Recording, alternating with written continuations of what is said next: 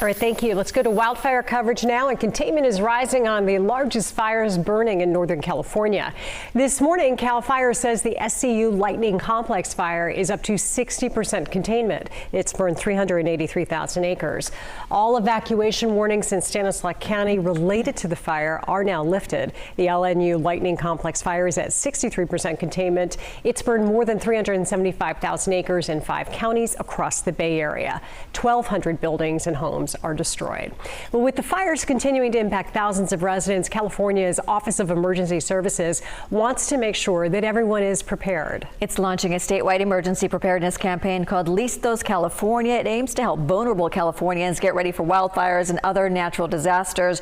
Joining us to talk about this issue today, Justin Knighton. He is a co-chair of Listos California. And Justin, why was it so important to launch this new campaign now?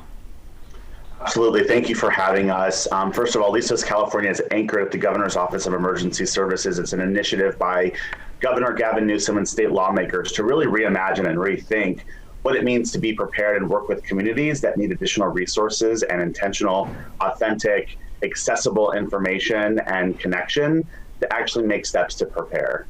You know, it's interesting, when the pandemic started, it was really the first time in my adult life that I couldn't get certain things at a store. It was my first experience dealing with something like that, and I feel like it's gotten a lot of us thinking a little bit more this way because of that.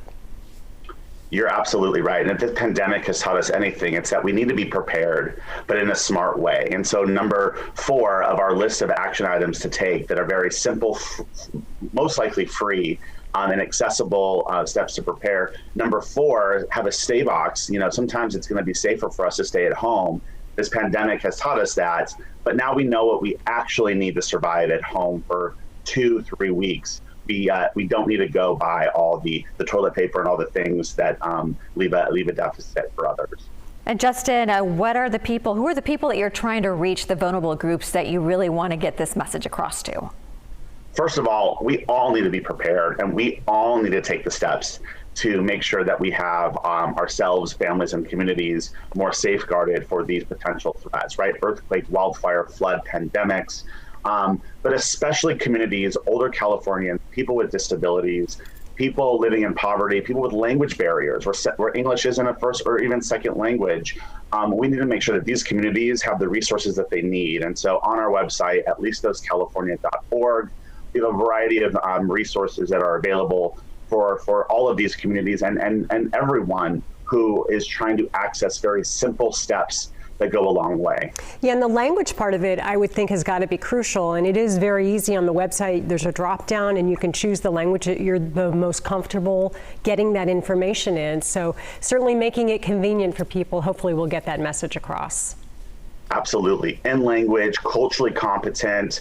You know, if we're trying to reach these communities, we need to find the partners that know these communities, that are from these communities, and we've been doing that to make sure that we're creating materials and resources that actually represent them and meet them where they are. Yeah, Justin, because not everyone has the technology, so exactly what are these community advocates doing to reach that population who may not be able to log on? That's exactly right. And on our website, we do have available resources, not only documents and materials, but a 20-minute a web-based training, so someone can log on and take 20 minutes to actually go through the 5 steps, or a text-based strategy to text right from their phone and engage with the curriculum that way. Really spaces and places that really are all-encompassing for the variety of challenges and barriers that we know our communities have. All right. Well, Justin, good luck with the program. Thank you. Thank you.